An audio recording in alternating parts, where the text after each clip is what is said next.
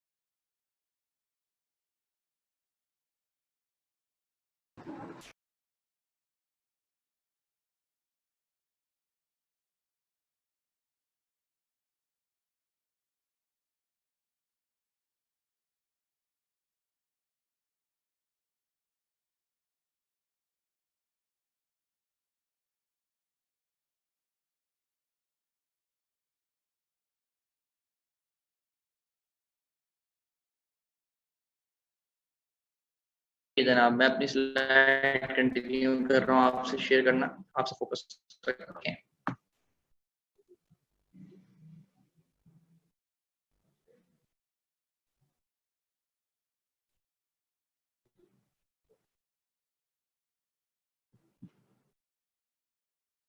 तो हम बात कर रहे थे एनालिटिकल केमिस्ट्री की। ऑर्गेनिक केमिस्ट्री हमने बहुत वजाहत से पढ़ा, जिसमें हमने बताया कि हाइड्रोकार्बन्स की स्टडी का नाम, जिसमें कार्बन और हाइड्रोजन एटम्स को खास तौर पर पढ़ा जाए, ऑर्गेनिक केमिस्ट्री होता है। ऑर्गेनिक कंपाउंड्स भी कहते हैं। आप सबको आवाज आ रही? वॉइस क्लियर है मेरी? तो मुझे थम्स अप शो करें, मैं आगे। आदिल, आफिया, अरसलान, तलहा, महक, सुमेरा, आप लोग क्या नोटेशंस हैं या नहीं पता नहीं, मुझे पता नहीं। सही है, तलहा को आवाज जा रही है। और बच्चे?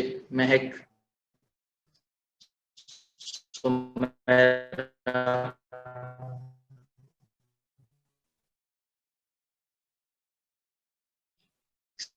सही है बेटा। तो हम बात कर रहे हैं हाइड्रोकार्बन्स की। जो कि ऑर्गेनिक कंपाउंड्स हैं। इसमें हम सिर्फ ऑक्साइड्स ऑफ कार्बन नहीं पढ़ेंगे, इसमें कार्बन डाइऑक्साइड, कार्बन मोनोऑक्साइड और कार्बोनेट और मेटेलिक कार्बाइड्स अगर आपको याद हो, एल्युमिनियम कार्बाइड, कैल्शियम कार्बाइड, ऐसा ही जनाब बहुत वजाहत से हमने पढ़ा था ये। ठीक है, तलहा रेज हैंड।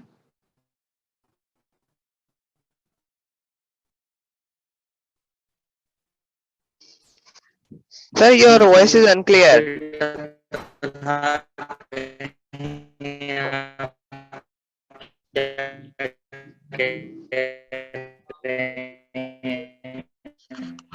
सर आपकी वॉइस बहुत अनक्लियर आ रही है, कुछ समझ में नहीं आ रहा है।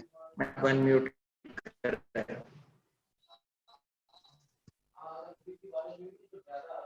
अच्छा, मेरे ख्याल से वो आपने किसी और वजह से sir your voice is unclear.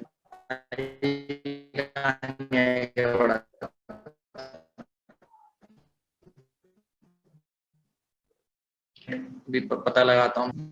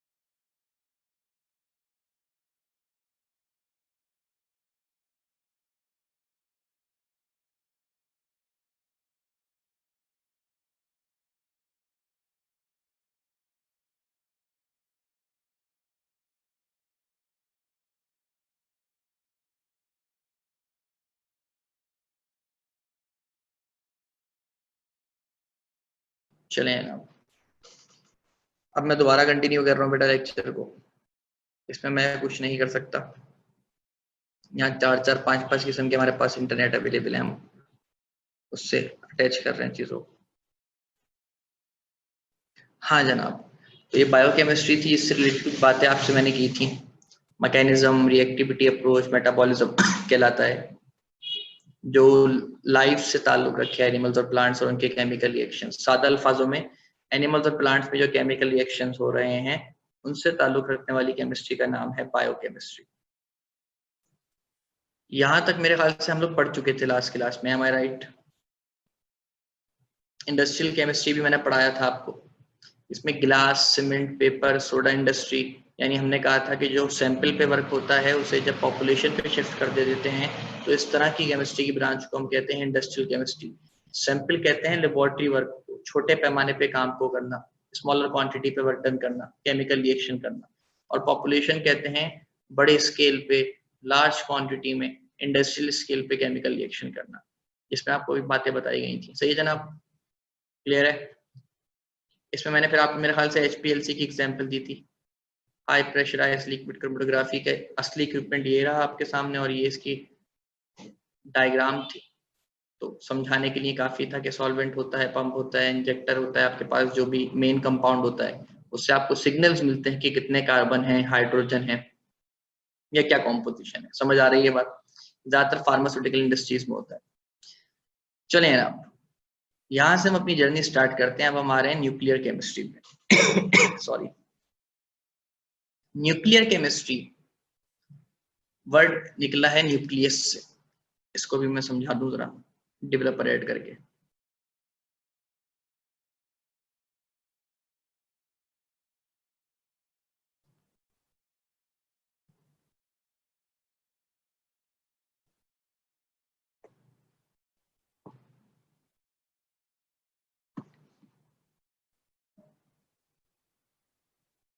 तो जनाब न्यूक्लियर वर्ड निकला है न्यूक्लियस से।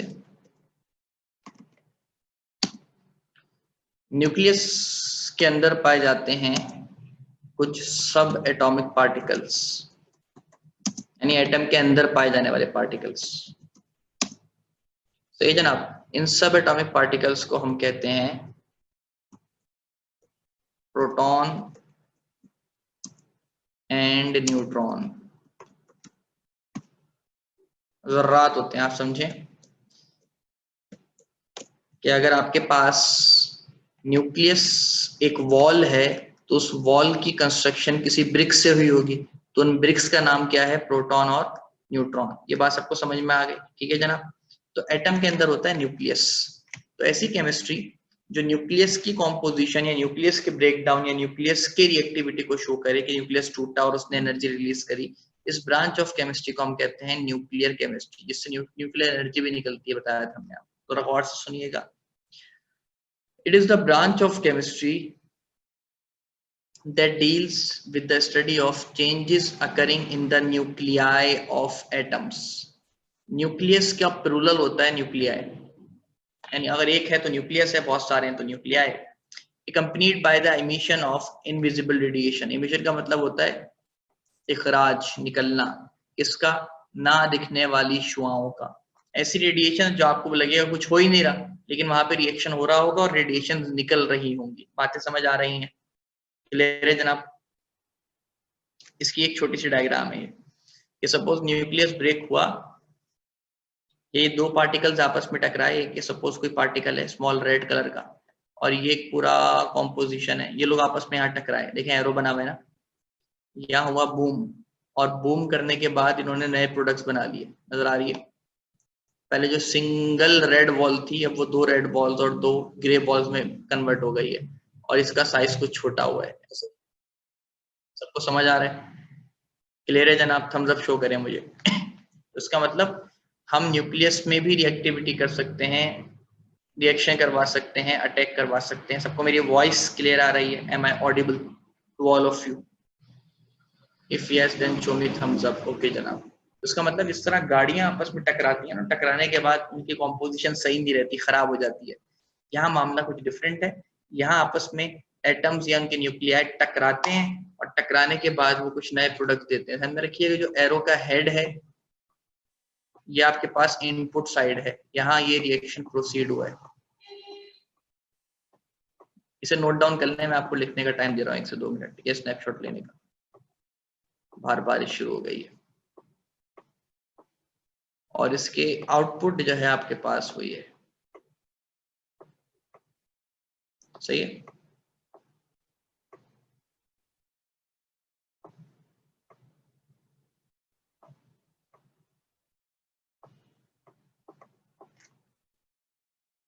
क्लियर है जनाब? I am giving you 2 minutes to write down this. Kindly do it fast or take a snapshot of it.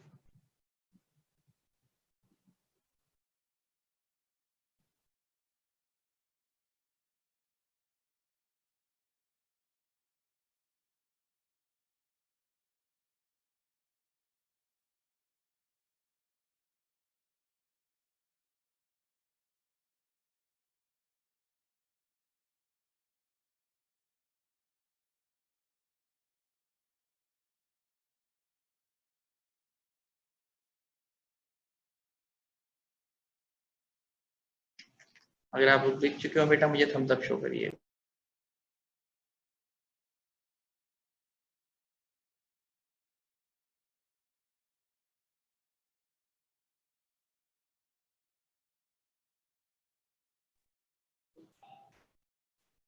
इस डायग्राम को भी नोट डाउन आप कर सकते हैं।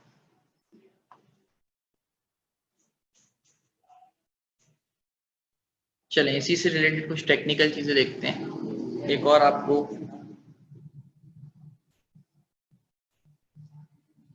ये नोट डाउन करें बेटा, गौर से सुनिएगा। हमने कहा था न्यूट्रॉन, सपोज ये आपका न्यूक्लियस है, टारगेट न्यूक्लियस सबको लिखा हुआ नजर आ रहा है? मैं जो कह रहा हूँ गौर से सुनिएगा। ये टारगेट न्यूक्लियस है, बड़ा वाला। सही है भाई?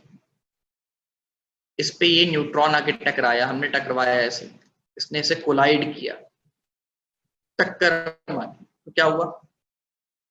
इस टक्कर मारने से हुआ यह कि आपके पास एक कंपाउंड न्यूक्लियस बनी इन दोनों के एडिशन से। एक्स रेज ये गामा रेज निकली, इन्हें गामा कहते हैं, ये साइन गामा का होता है, आप लिख सकते हैं गामा रेज, सही है। और यहाँ एक रेडियो एक्टिव न्यूक्लियस बन गया। रेडियो एक्टिव न्यूक्लियस कौन होता है? जिसमें से शुआएं निकलती हैं ना दिखने वाली। तो एक शुआ जो है वो आपके पास बीटा पार्टिकल है और दूसरी शुआ जो है वो आपके पास डिलेड गामा रे है। बाकी ये आपका आखिरी प्रोडक्ट है जो रेडियो एक्टिविटी से। रेडियो एक्टिविटी क्या होती है जनाब? The spontaneous natural radio activity की डेफिनेशन बता देता हूँ मैं डेवलपर मोड एंड करके। आप ये पहले नोट डाउन करें, डायग्राम पूरी as it is note down करिएगा जिस तरह इसमें एरो बने हुए हैं। मैं इसमें गामा का साइन आपको दिखा देता हूँ। बेटा गामा ना, जो गामा लिखा हुआ है ये आपको बहुत बारीक सा दिख रहा होगा, इसे इस तरह बनाते हैं। जैसे उर्दू का हे नहीं होता हलवे वाला हे, उसे जरा वैसे ही टिल्ड करके बनाए तो ये गामा हो जाता है। क्लियर है जनाब? नोट डाउन करें से मैं आपको दे रहा हूँ 2 मिनट, फिर मैं आपको रेडियो एक्टिविटी की डेफिनेशन साथ में बता दूंगा थोड़ी सी।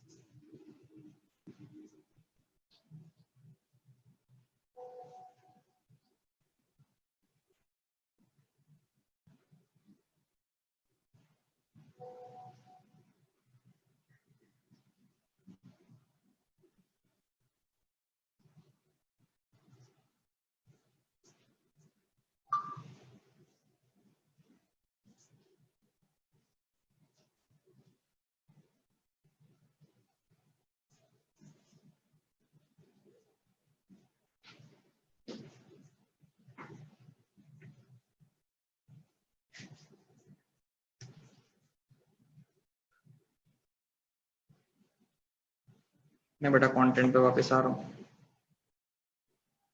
हाँ तो ये पढ़ रहे थे, सही है। आप सब लोग लिख चुके हैं तो show me thumbs up, then I will dictate the definition of radioactivity. सही है जनाब, मैं रेडियो एक्टिविटी की डेफिनेशन आपको लिख के बताऊंगा, तो मुझे डेवलपर मोड ऑन करने दे जरा।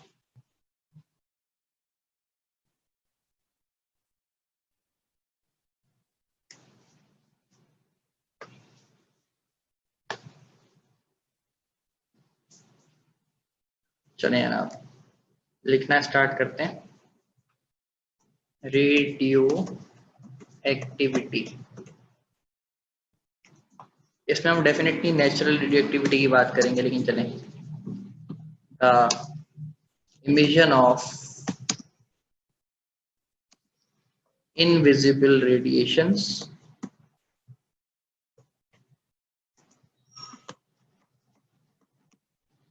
the emission of invisible radiations from the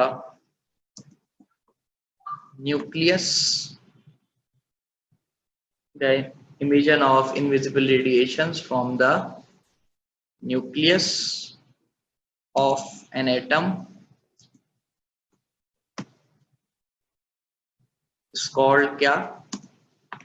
is called radioactivity। अब ये नेचुरल भी होती है और ये आर्टिफिशियल भी होती है। अगर ये स्पॉन्टेनियस है, खुद ब खुद है, तो ये नेचुरल रेडियो एक्टिविटी है। और if it is non spontaneous then it is artificial radioactivity. अगर ये खुद ब खुद इखराज हो रहा है ना दिखने वाली शुआओं का, रेडिएशंस का, न्यूक्लियस के अंदर से, तो फिर वो आपके पास नेचुरल रेडियो एक्टिविटी है जिसे हम स्पॉन्टेनियस भी कहते हैं। और अगर वो नॉन स्पॉन्टेनियस है, खुद ब खुद नहीं है, तो वो आर्टिफिशियल रेडियो एक्टिविटी। तो इन जनरल हम इस रेडियो एक्टिविटी कहेंगे यानी the emission of invisible radiations from the nucleus of an atom is called radioactivity।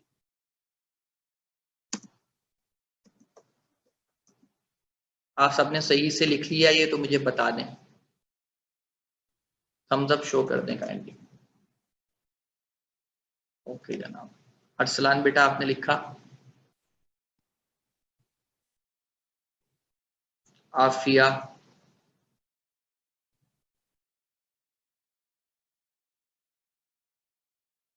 Okay जनाब। अब मैं ये चीज़ ही बता दूं आपको ताकि कोई मसला ना रह जाए।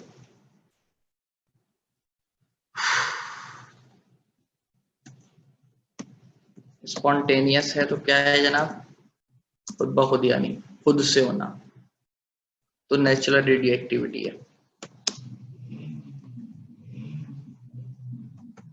काफी तेज बारिश होती है। सही है जनाब। And if it is non spontaneous,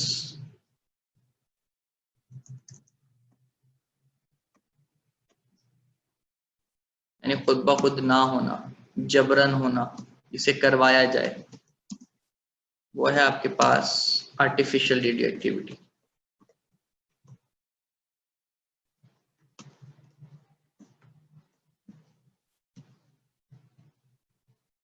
सही है बच्चों।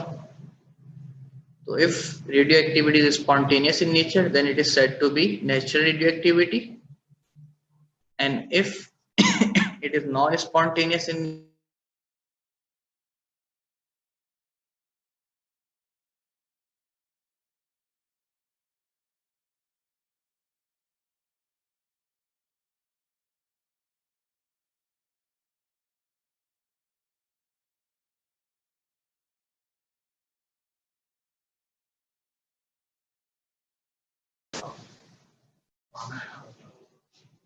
मेरी वॉइस क्लियर है बेटा आप सबको? मेरी वॉइस क्लियर है आप सबको? ओके जनाब। ओके, हमारी तरफ काफी शोरगुल हो चुका है यहाँ पे बारिश की वजह से। मेरे ख्याल से थंडर स्टॉर्म है, आवाजें पेड़ पेड़ गिरने की आई हैं थोड़ी। चलें जनाब। तो मेरे ख्याल से आप ये डायग्राम भी सब बना चुके होंगे।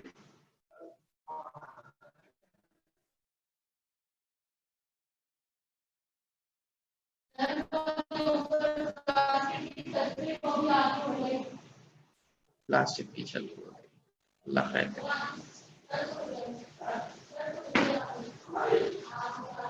मेरी वॉइस क्लियर है बेटा आप सबको?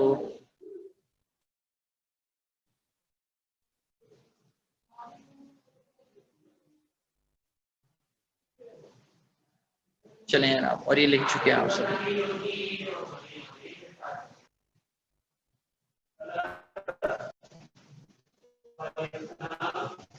environmental chemistry।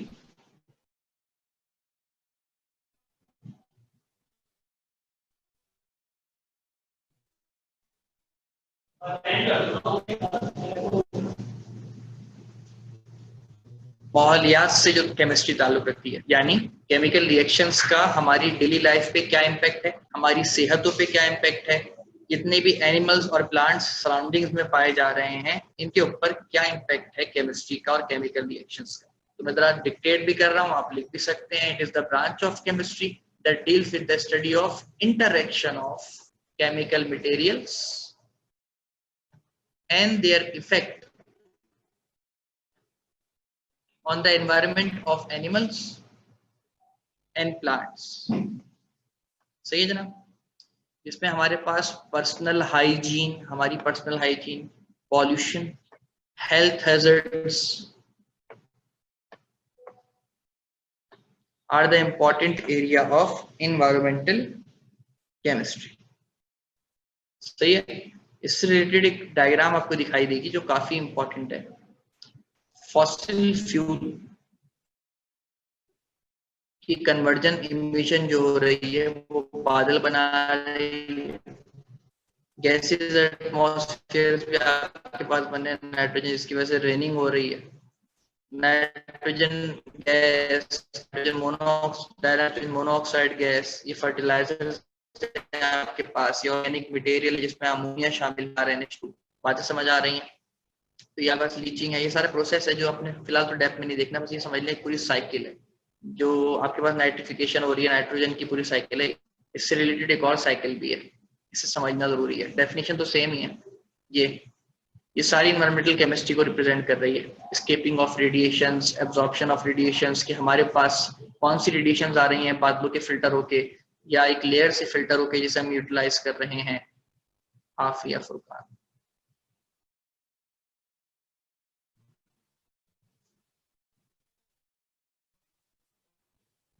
जी बेटा, जी बेटा पूछें। बेटा आपकी वॉइस भी ना क्लियर, हाँ क्लियर, आप, मैं समझ गया, समझ गया आपकी, मैं समझ गया। सही नहीं आ रही। जी जी बेटा मैं समझ गया, वो ठंडा सर स्ट्रॉन्गनेस, आपकी वैसे वॉइस आपकी सही वॉइस नहीं आ बिल्कुल रही। क्लियर नहीं आ रही। तो मैं स्लाइड स्टॉप रखा हुआ हूँ, आप लोग डेफिनेशन कॉपी कर लें। Kindly note down the definition, then I will continue this topic in the next class after reviewing. बात समझ आ रही है? तो मैं अपनी स्लाइड पॉज कर रहा हूँ। ड्यू टू थंडरस्टॉर्म और रेनिंग मुझे लग रहा है कि हमारे सिग्नल्स जो हैं वो वीक हो रहे हैं, तो आपकी आवाज भी बेटा मुझे इको क्या आ रही है। बाकी जिन जिन बच्चों को मेरी आवाज आ रही है मुझे वो थम्स अप शो कर दें, बिल्कुल क्लियर क्रिस्टल आ रही है। आफिया को आ रही है, और किस किस को मेरी वॉइस क्लियर आ रही है? वर्दा, आदिल, अलीना, सही है बेटा। आप लोग फिर नोट डाउन करें, कोशिश करें ये वाली डायग्राम को ना शॉर्ट फॉर्म में कॉपी कर लें। डिफॉरेस्टेशन यानी फॉरेस्ट को डिकम्पोज करना, बड़े अल्फाजों में कह दिया। डी वर्ड का मतलब होता है रिमूवल। सी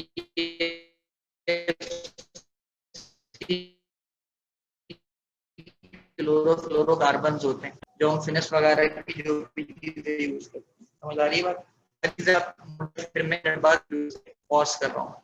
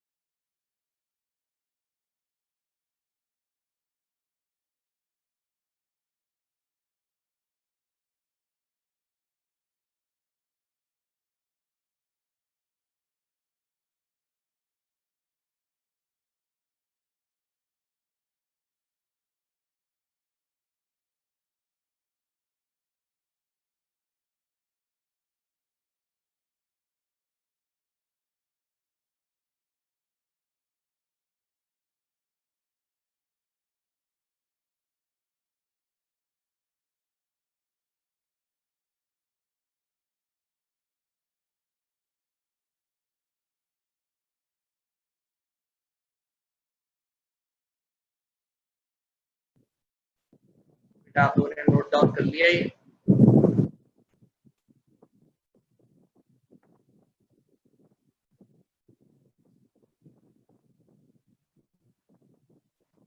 इसकी पीडीएफ वर्जन को हम कंटेंट आज खत्म कर लेंगे, तो इंशाल्लाह कल तक आपको इसका पीडीएफ वर्जन मिल जाएगा। सही है ना? सारी ब्रांचेस ऑफ केमिस्ट्री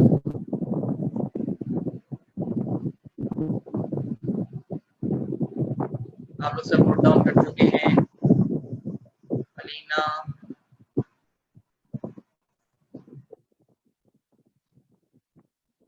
बेटा अलीना पूछें। सर ये जो डायग्राम बनी हुई है ये भी बनानी है? डायग्राम को नोट डाउन कर लें, पूरी एज इट इज नहीं बनानी है। आप सन लिख के रिफ्लेक्शन शो कर सकते हैं। डिफॉरेस्टेशन, सीएफसी, ऑयल, पेट्रोल, ये सब इन्वायरमेंटल केमिस्ट्री का पार्ट है, तो आप इसे नोट डाउन कर सकते हैं। जो इसमें भले सन लिख लें या जो इसमें वर्डिंग लिखी है वो लिख लें लाइन से डॉट डॉट डाल के। समझ आ रही है बात?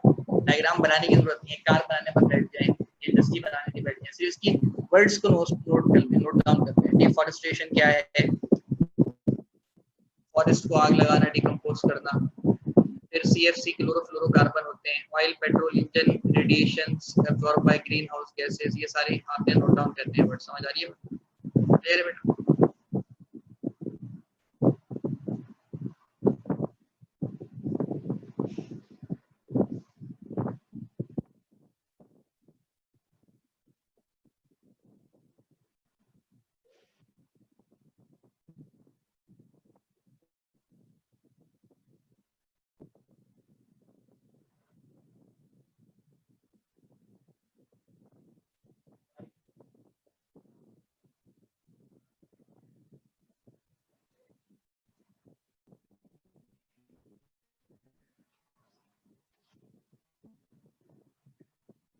आगे बढ़ सकते हैं बच्चों, आगे बढ़ जाता हूँ।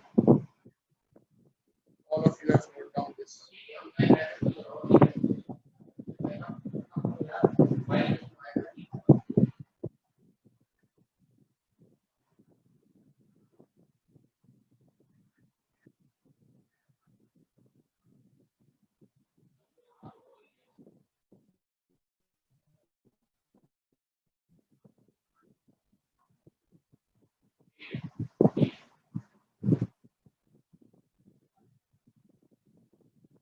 ये हमारे पास लास्ट ब्रांच ऑफ केमिस्ट्री है डेफिनेशन में जिसे हमें डिस्कस करना है। इसका नाम है पॉलीमेरिक केमिस्ट्री। है आप सबको पता होगा कि 2+2 क्या होते हैं जनाब? 4 होते हैं ना। इसी तरह कुछ बातें गौर से सुनने, यहाँ लिखा हुआ भी है। The polymer word is a combination of two words. Poly means many, बहुत सारे। मर means मैरो से निकला, इसका मतलब पार्ट्स या यूनिट्स, तो बहुत सारे यूनिट्स। इसी तरह मोनोमर का मतलब क्या हो गया? मोनो मतलब सिंगल, मोनोमर का मतलब क्या है? सिंगल।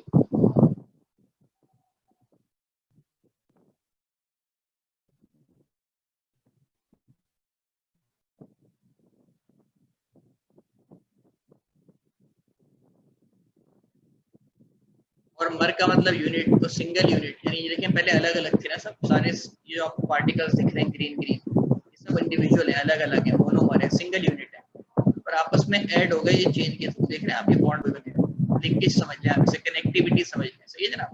तो जब बहुत सारे मोनोमर्स आपस में जुड़ जाएं और एक बड़ा कंपाउंड बना लें तो उसे हम कहते हैं पॉलीमर, और ये अमल कहलाता है polymerization, the process in which monomers combine together to form a polymer.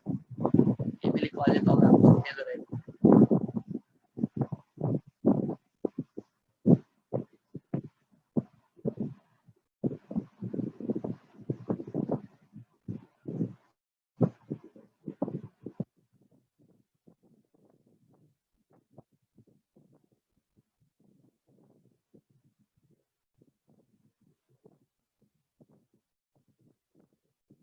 ये जनाब।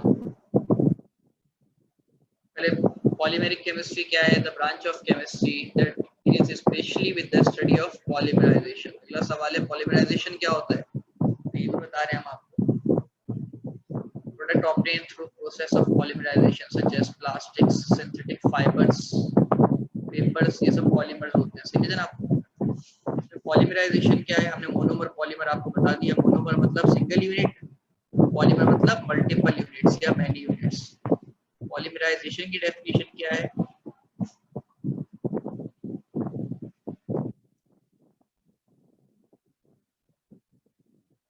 In the process in which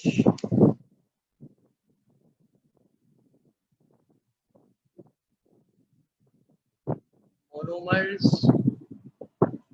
combine together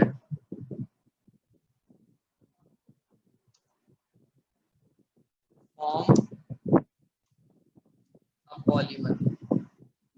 The process in which monomers combine together to form a polymer is called क्या? Polymerization. जैसा आपको दिखाई दे रहा होगा ये कह रहे हैं CH2 n टाइम्स का। n का मतलब होता है इनफाइनाइट टाइम्स, बेशुमार दफा, कई दफा मौजूद था CH2 और यहाँ पे भी इसे n टाइम्स कर दिया। मतलब ये CH2 आपस में लाइन से बॉन्डेड है। CH2 लाइन से कनेक्ट करते हुए चले जाए। सबको ये बात समझ में आ रही है? तो थम्स अप शो करें। कितने बच्चों को ये बात समझ में आ रही है? थम्स अप शो करें बच्चों।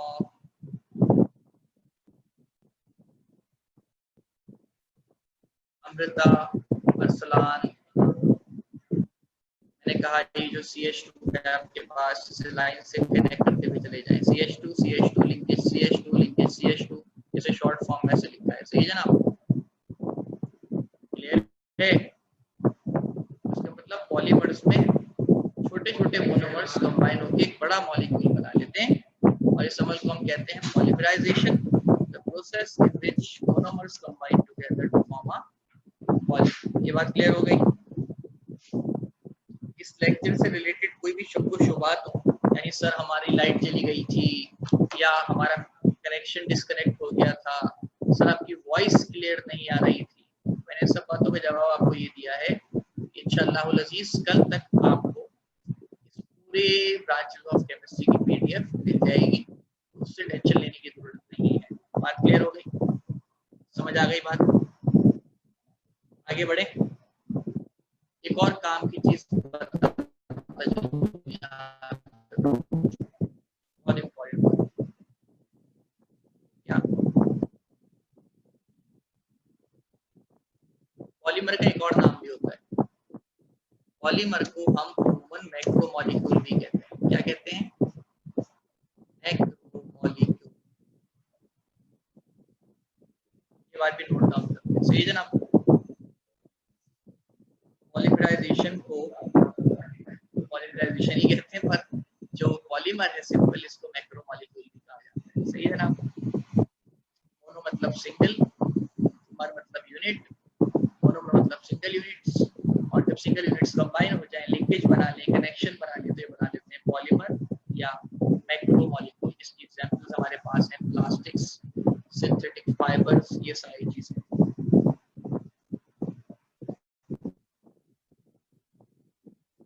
Is clear to all of you?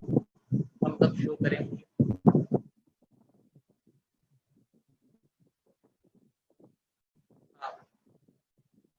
ये मैंने कुछ एग्जांपल लिखे पॉलीमर्स की। ये पाइप वाला पॉलीमर हम बनाते हैं, इसे कहते हैं सिंथेटिक पॉलीमर।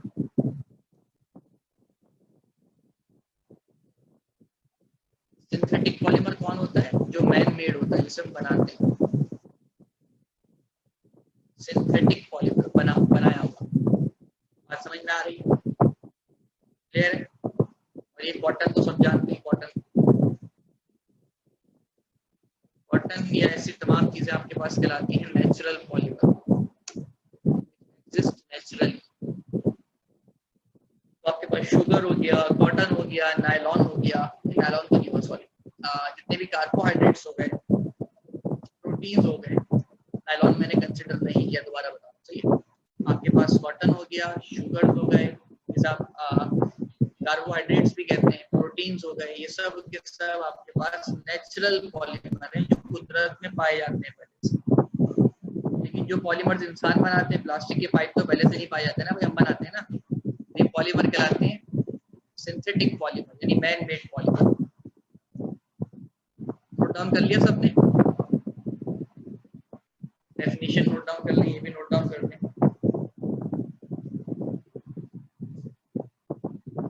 महक आपने नोट डाउन कर लिया? वरुण, प्रवाहा,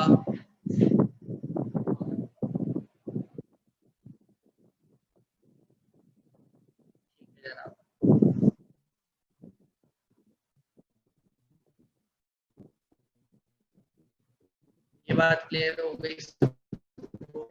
एप्रिशिएटेड। कुछ काम की बात, जो आपके पास ऊपर प्लास्टिक के पाइप्स है ना, पीवीसी पाइप्स, इनका नाम होता है, वाटर को तो वाटर नहीं कहते, इनका नाम होता है पॉलीविनाइल क्लोराइड।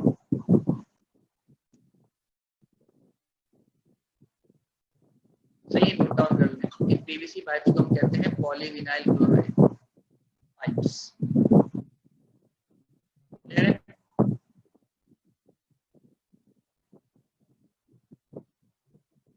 यहाँ आपके पास सारी ब्रांचेस ऑफ केमिस्ट्री होती हैं। खत्म।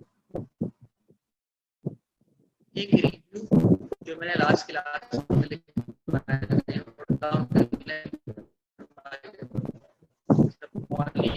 सही कर ले, एम्प्लॉय हो गया सही जनाब।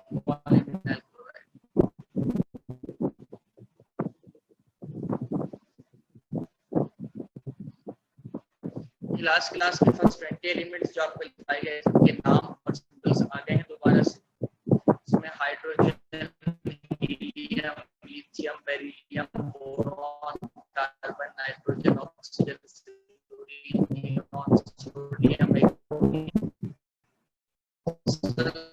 सल्फर, क्लोरीन, आर्गॉन, पोटेशियम और कैल्शियम शामिल है।